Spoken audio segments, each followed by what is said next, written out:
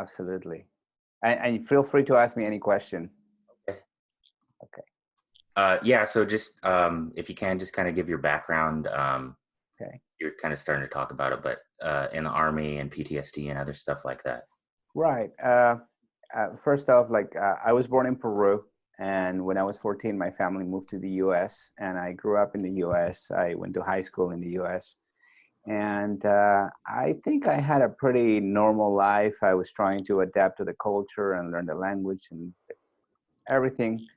I was never able to get rid of my accent. So whatever you guys hear, that's just my Spanish Peruvian accent. Oh yeah. And when I was 32, it was it was 2009, and the economy wasn't doing so well. Uh, so I couldn't find work, and I wanted to provide for my family. So the military is always hiring. So I reached out to the Army, and they said, "Sure, you qualify, you're good to go." And I went to basic training, and then I graduated, and then soon after that, I was in Germany as my duty station. And within a few weeks, I was in Afghanistan, and I was in the middle of combat for 10 months in Afghanistan. And this was around you enlisted around 18 or what age? It was 2009 when I enlisted, and then by December of 2009, I was in Afghanistan. Okay. And then I spent 10 months in Afghanistan. And How old were you at the time now? I was 32, so I was one of those late older people. Okay. Oh, interesting. I was one of those older people. I mean, I was just so concerned that would I be able to keep up with these young people? You know, usually they're 18, 19. And I was even questioning myself whether I was going to graduate from basic because, you know, it's tough. All the physical activities, all the things that you have to go through in basic training boot camp, as they call it. And I was surprised that once you're put in the situation where you just have to adapt and overcome, then you do it. And I was happy that I graduated. I was happy that I made it through. And then I ended up in Germany as my duty station. And then I ended up in Afghanistan shortly after that. And when you look at my friends and when you talk to my siblings and my friends, I'm the least likely person to be in the military because I'm just a friendly guy. I'm not a very athletic guy. I love to talk, and it's not me. But I needed to take care of my family, so I took that route, and I was in the middle of combat, and 10 months of that, seeing my friends getting hurt, because you develop these friendships with the people that you are there with. It's no longer about, part of it is patriotism, but more of it is like you spend all this time with these guys where you become like brothers. So you're just protecting each other, and if somebody gets hurt, you feel it like a brother got hurt.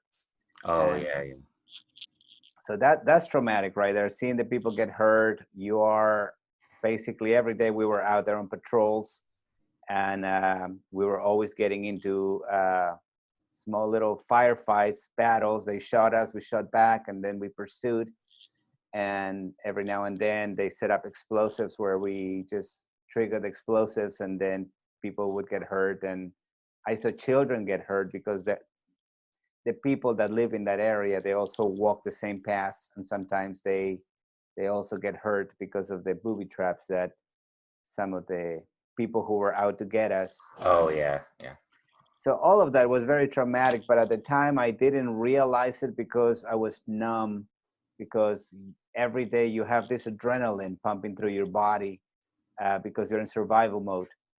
And it wasn't until later that I came back from the deployment that I was acting different. And some of the people that grew close to me began to tell me, "Hey, dude, you don't smile like you used to. Maybe you need to go talk to someone," because I'm a smiley, happy guy. That's my nature. And then I talked to a psychologist a couple of times, and that did the trick. But when you're in the military, you sort of don't want to go see a psychologist because it's that stigma that, hey, I'm seeing a shrink, I'm seeing a psychologist. What does that say about me? So I put it off to the side, and it wasn't until years later, it wasn't until 2014 that I started drinking. And I was, I realized that it became, for 4 months, I was drinking every day. And I had it in the schedule to where by the time my wife came home, I was already sober up and clean and shaved and showered. So she didn't know that I was drinking. And, and then I quickly realized that that was not a long-term solution. And I took myself to the VA, spoke to the people there, and I said, yeah, I need to talk to someone. They gave me a therapist, they gave me a psychologist. And for 10 months straight, every 2 weeks, I would go see the psychologist. And one thing that now I realize is that what the psychologist did for me is he just allowed me to speak. He never gave me any tips, any advice. He just, for an hour, just like ask me questions, and I would speak, and he would encourage me to speak about the more difficult events that happened while I was there. So I spoke about the children getting hurt, seeing my friends get hurt. And over time, just speaking about that, it was just like taking a load off my shoulders. And now I realize that how the power of conversations, just speak without getting any advice, any feedback, just like speak, taking an idea to its logical conclusion. Then you begin to hear yourself and realize, okay, some of the things that I'm saying are not completely true, or you just get very specific about what you're feeling, because sometimes you feel angry, sometimes you feel frustrated, sometimes you feel shame for some of the way things went. And being able to, instead of saying I feel like crap today, to be able to say today I'm feeling angry, or today I'm feeling frustrated, or today I'm feeling overwhelmed. And all those little things helped me to put myself back together. But it was a process that I was very willing to go through, because I knew that the whole drinking thing was not a long-term solution, and I didn't want to ruin my relationships with my wife and my friends. And unfortunately, I see that some people don't take the option of going to see a psychologist, and then their lives get taken over by alcohol, drugs, and fighting, or things like that, and things spiral out of control because they use the least optimal solutions to their problem. Yeah, definitely. And you were deployed for how long about? You 10 said? months. Oh, I was okay. Yeah, I was 10 months in Afghanistan. And I was in the middle of combat the whole 10 months, just doing patrols, daily patrols. And when we came back, we were told, we talked to some experts, some mental health professionals, and they say, in the beginning or for a while, you're going to be hyper alert. And because you're just so used to, you're on standby all the time. You never know when they're going to attack you and when you're going to have to go outside the wire, as we call it, and go on a mission. And so even to this day, sometimes I wake up in the middle of the night and I'm just like hyper alert, looking around. Every time I walk into my house, I sort of look around, look at all the corners. Just I know that most likely nothing bad is going to happen, but force of habit, or maybe there's a little bit of anxiety inside of me still, where I need to make sure my house is cleared before I feel comfortable that I'm in my home. Oh yeah. Did it? I'm guessing it was quite an adjustment going from being in the military to kind of like civilian life, and even just working kind of, I guess, a regular job or career and other stuff like that. Did it take you a long time to kind of adjust to that, or was it must have been a big kind of change? It did. As long as you're super busy, I think your body adapts and you sort of run on that anxiety of being busy. But whenever when things slow down, for example, it didn't hit me really hard until I started going to school. I decided, okay, I'm gonna just work part-time and I'm going to go to school. So my life was good. I was getting I was getting paid for going to school. I had my part-time job. I was happily married. All my kids were healthy. Everything was going great. And I was just being every day overwhelmed by this anxiety and emotion that something's wrong. And it flattens you. It's just, it's hard to explain to people, but they just say, well, okay, you might be feeling a little bit overwhelmed. It's like feeling overwhelmed, but the whole day. And you don't know why.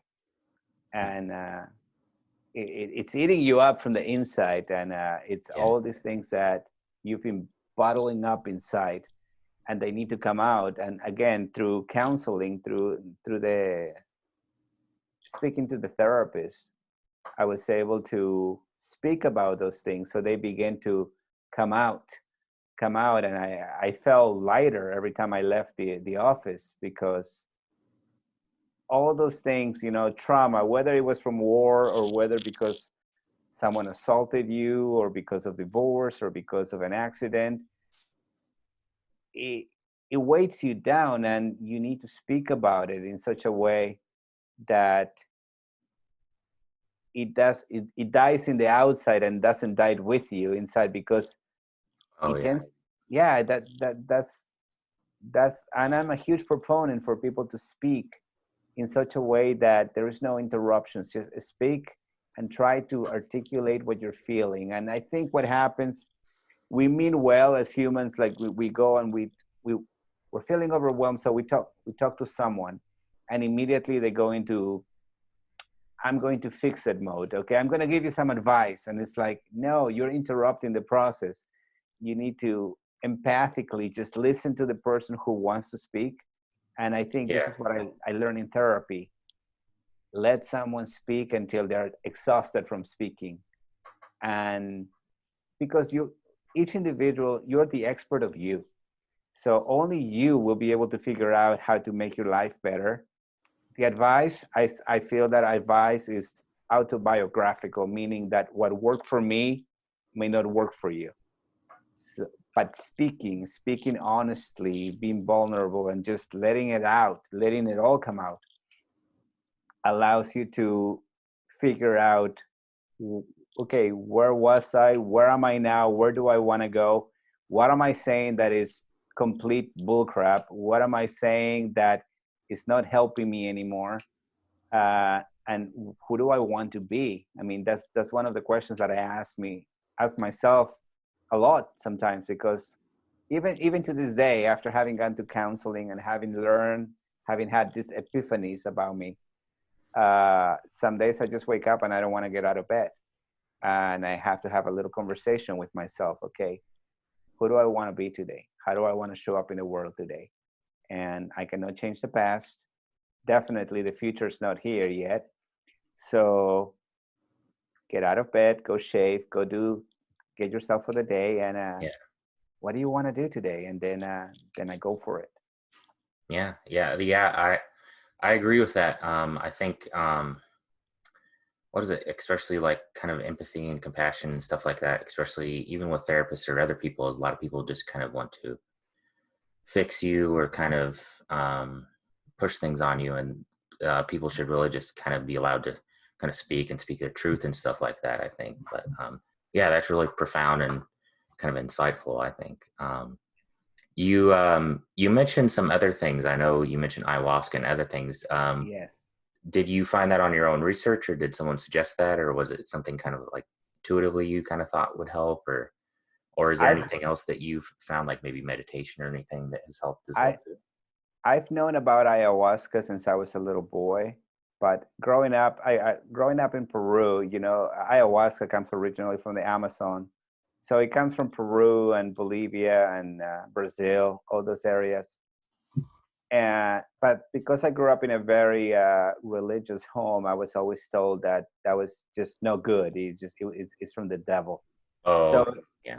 so it was always suppressed, like that. It was something that I knew about, but I didn't pursue.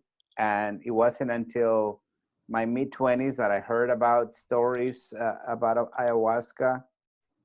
And then when I was living in Europe, I heard a lot of people traveling from Germany to Peru to the Amazon to do ayahuasca. And I realized that I didn't know enough about it. So I started doing my research, and then I started uh, realizing that a lot of the people that I respected and admire, like writers, philosophers, professors, people that, you know, had businesses, little by little, I started hearing that they had done it, and they had attributed a lot of their breakthroughs to ayahuasca. So then I said, you know what, I have to do it. I have to do it now. Oh, yeah. And there is so much uh, research since the 60s about ayahuasca, how people who are addicted to drugs can overcome their addiction. People who have trauma can overcome their trauma by doing one or a couple of sessions of ayahuasca, and then they're able to I mean, what happens is you rediscover yourself. You're put in a position where, in the same way that I said that you need to speak to and have a thought to its logical conclusion, once you take ayahuasca, you have your thoughts, and they run without the ego or without anything getting in the way. Just the thought just goes all the way through, and you're able to, in a way, see your entire life, past, present, future, or alternative futures. It's almost like a movie. Kind of like when you watch a movie, you buy a DVD, and they say, well, alternative endings to this movie, and you begin to see all these different possibilities in your mind that play out.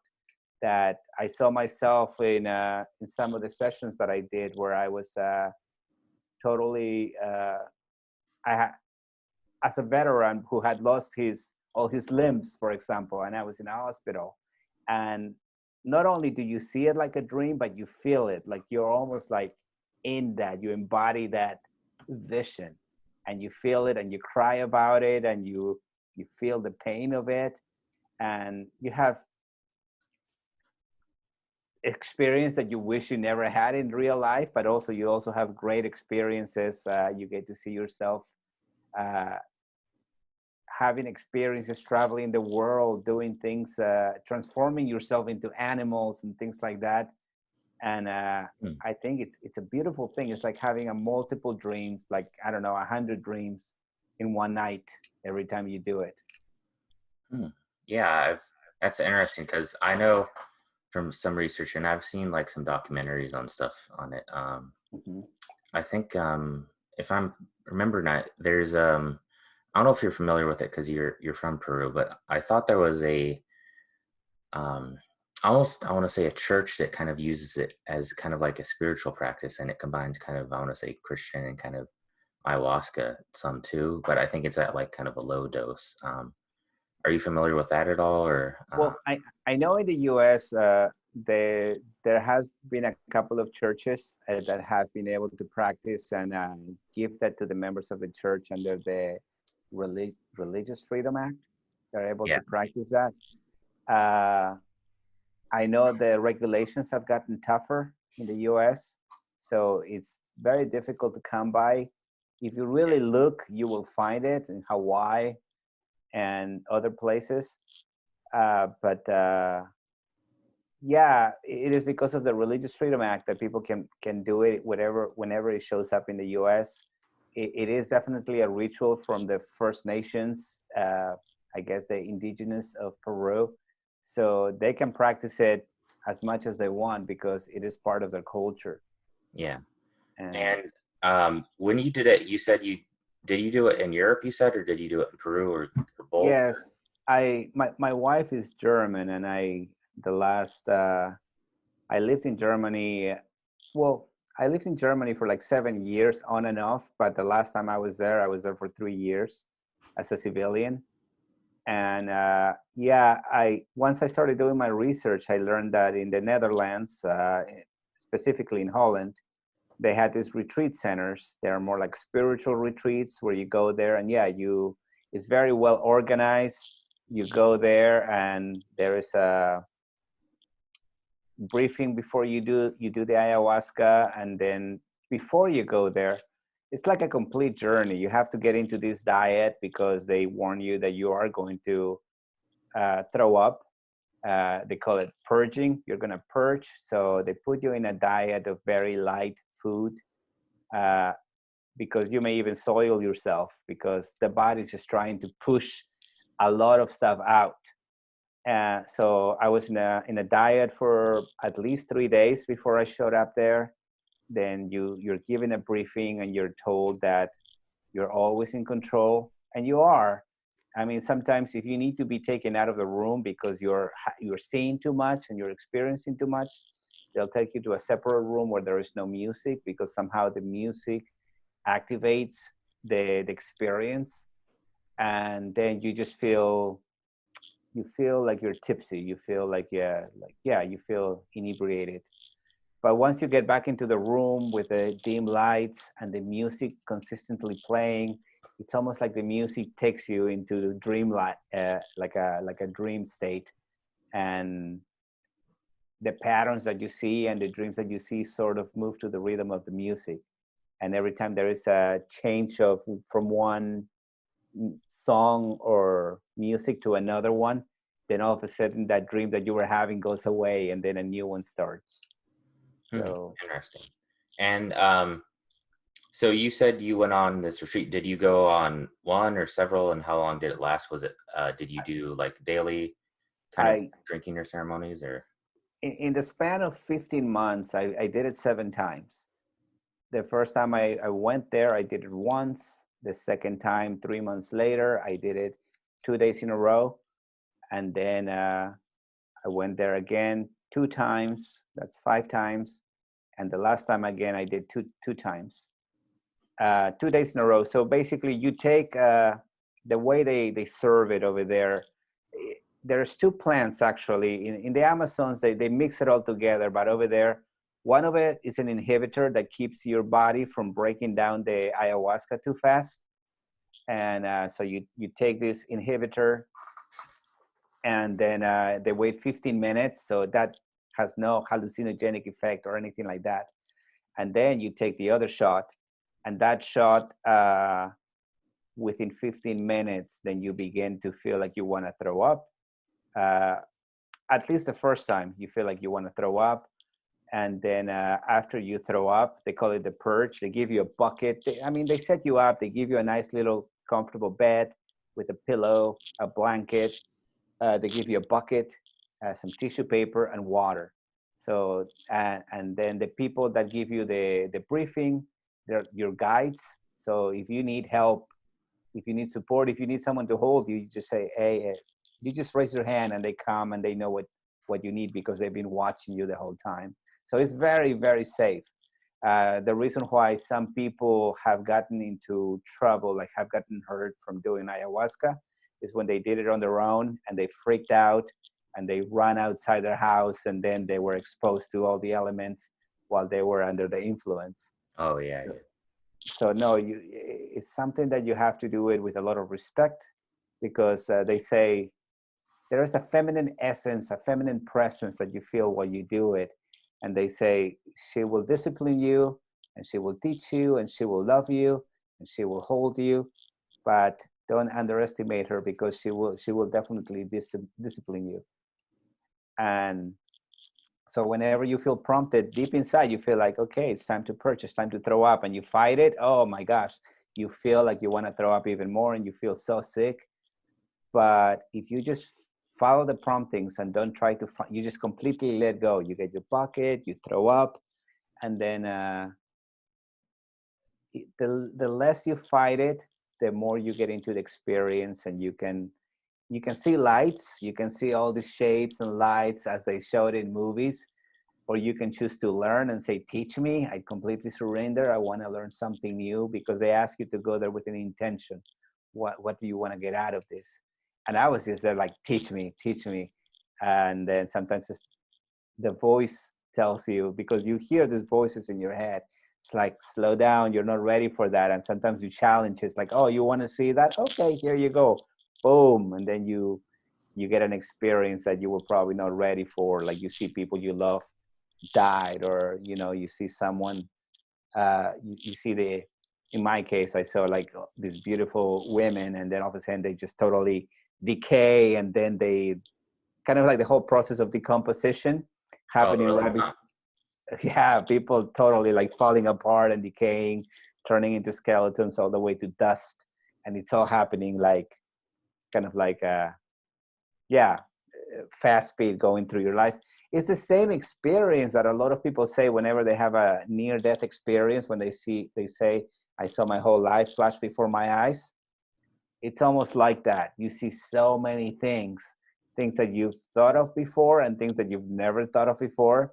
And it's all consistently flashing before your eyes. You see people you love. I got to see my grandfather, who's already passed away. Uh, and then we both turn into tigers. And then we hugged each other and we melted completely like wax. Hmm. And one of the things that my grandfather told me, because it's almost like visions whenever you hear these Native Americans speak about after they do peyote and they commune with the spirits. It's literally like that. You get to see, it's almost like the skies are open and then you get to see everything, and at the time you feel like you have the answer to every question. And I got to see my grandfather, and my grandfather said, so when are you going to step up and become the man of the patriarch of the home? You know, your brothers, your cousins, everyone, they need a father figure in the home. And we're all adults, but it's just like that old idea that Native Americans have, that the older you are, you're responsible for the tribe, and you are the repository of wisdom, and Oh, people yeah. come to you because you have that wisdom. And that's how culture is passed, through storytelling. And yeah, it was almost like it was a beautiful bittersweet moment when I saw my grandfather, and then he said, now when are you going to step up and be the patriarch of the home? I'm like, oh gosh, that was intense. Yeah.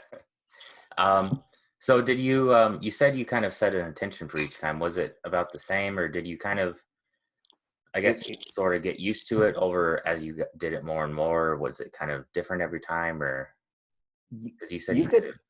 you get curious, so you ask different things. The last one that I did, I wanted to experience wealth to the point where, you know how they say, be aware of what you wish for. Be aware of what you wish for because you might get it. And I wanted to experience wealth, and I got to see all these visions where I was like super wealthy. Everything was sat, you know, like silk and leather, to the point where it was so intoxicating. The smells of oak and leather and silk and money, and I was just like, get me out of here. It just felt like a prison of everything that I could conceive as wealth, and it was all mine, and I was in the middle of it. And it was like a bad dream. It's like, get me out of here, I'm done, this is not real. It's just like, it's all a facade. And the thing is, when people talk about bad trips, it's just, you're done and you don't want to face it anymore. And it's basically like, you ask for it, so you get to hang out here for a while and you get to see it to it's the ridiculous end of it. And then once I was exhausted of that, boop, it just switched into another dream. Interesting. Yeah. Um, have you found anything else helpful as well? You said therapy, ayahuasca. Have you tried? You said you kind of grew up religious. Have you found like kind of praying or meditation or anything else that has been kind of helpful for One you? thing Or that yeah, I would say, like, look, when people pray, if you break it down, it's like, you you go in there and you address something bigger than you, God, whatever you want to call it. Then you show gratitude. You say, thank you for this and that, everything that I have. Then you ask, hey, this is what I need. Can you please grant me these wishes or these desires of myself? And then you show faith. You're like, I believe in you, so I know you're gonna grant me these wishes. And it's no different than just a good meditation of like, I am feeling happy and grateful for everything that I have, and what I want in my life to experience is. So we're all praying in one way or another, whether you believe in God or not. we're all going through the same processes, because you have to believe that it's something that you cannot live without, whether you're religious or not. And whether you say faith or belief, it's something that allows you to navigate through life, because we don't know everything. And the way I heard it recently described is faith or belief is that which fills the gaps between what you know and what you don't know, and helps you make it through. I'm going to do certain things, and I believe that if I do it right and if I do it consistently, I'm going to get a certain result. So definitely a meditation, a prayer, being in the moment allows me to have a to focus on what I'm grateful for and what I want, and be able to be in a better place.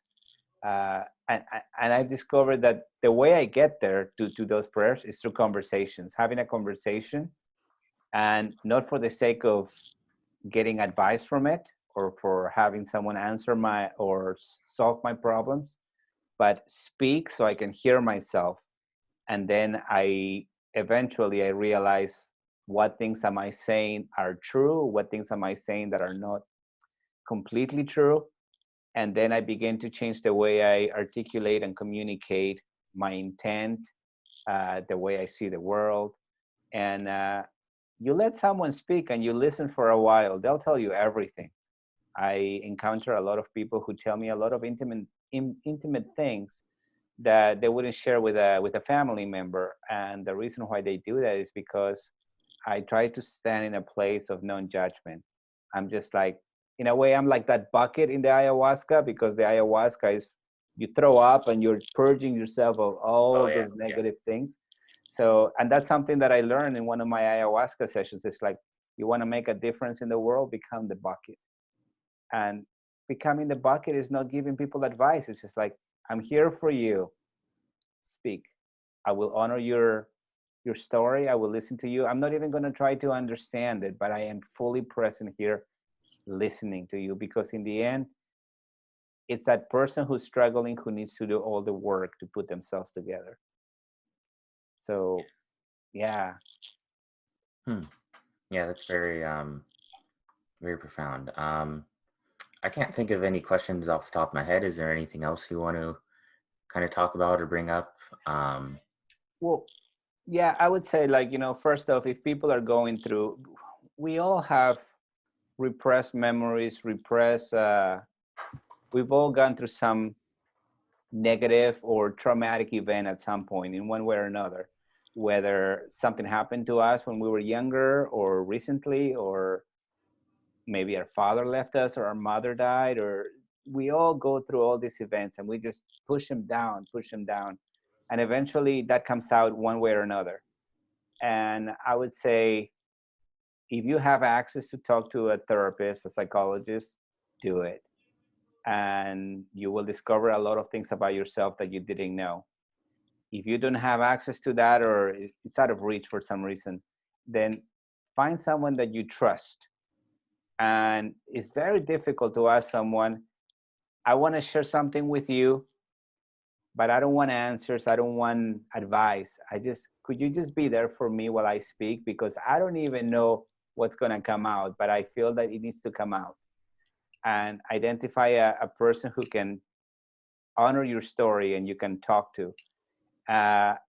That's number two. Number three, if you don't have access to the first two, get a piece of paper and write your thoughts into it, and keep writing until you're able to articulate what you're feeling, and do it again and again and again.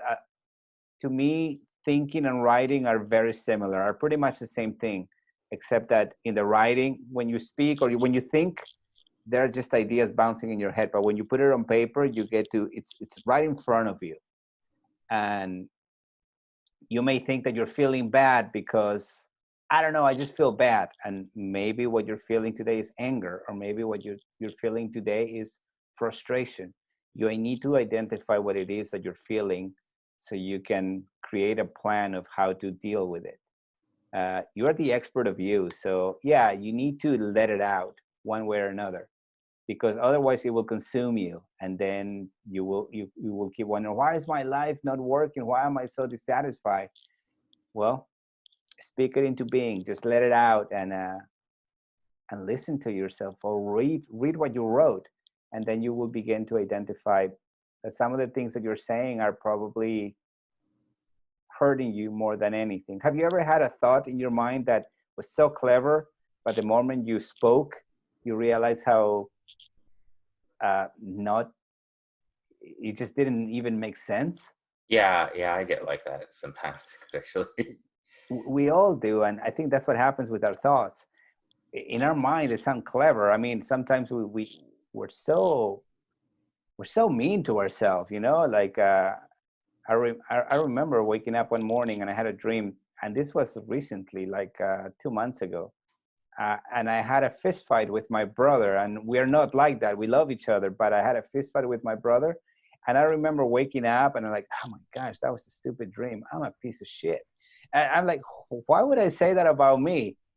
Oh yeah. But we say things like that to ourselves, and consistently, we're very, very harsh to ourselves, and we need to be mindful of how we talk to ourselves, and the more mindful we are of how we talk to ourselves and how we treat ourselves, then also our relationships with other people will change. We often have these troubles with relationships, and the first relationship that we have to have harmony with is the relationship that we have with ourselves. How do we treat ourselves? How do we talk to ourselves? And I think that all it's very helpful to have conversations, or to talk to a psychologist, or to write it down, and then eventually you begin to treat yourself like someone you love, and then your relationships in the outside with your parents, with your friends, with your siblings, uh, begin to change, because you started treating yourself like the person who deserves to be treated nicely, and those things I've learned. Yeah. Mm-hmm. Yeah. Hmm. I can't really think of anything else. Any other questions? If there's anything else you kind of want to add, or I would encourage people to, like I said, find mental health, and also to at least once in a lifetime, try ayahuasca in a control setting where there's people have prepared the space and have prepared you, and you prepare yourself to do it. I mean, some people may call it's a recreational drug, and I would say recreational is not the proper term for it, because there is nothing recreational about you being faced with how full of crap you are. You've been faced with you, seeing the core you, and how you need to make yourself better so you can make the world better.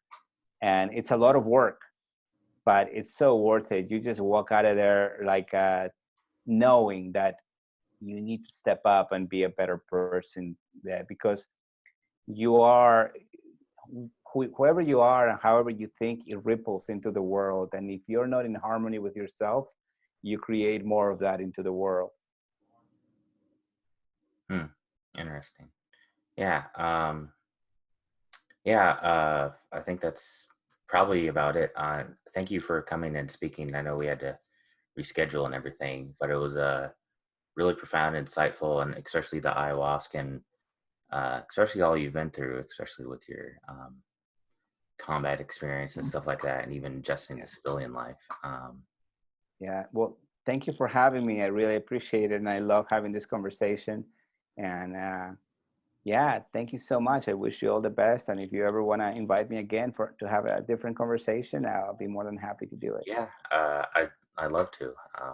You're only my second guest so far, but you've been last guest was really good too, but you are been really good and profound and stuff like that too. Yeah, thank you. Yeah, I know this time is a time of changes. There's a lot of things that are going to be different within the next few months, few years. You're going to find a lot of people reinventing themselves. I think this is a good opportunity for people to do a little more thinking and communicating. Who do I want to be?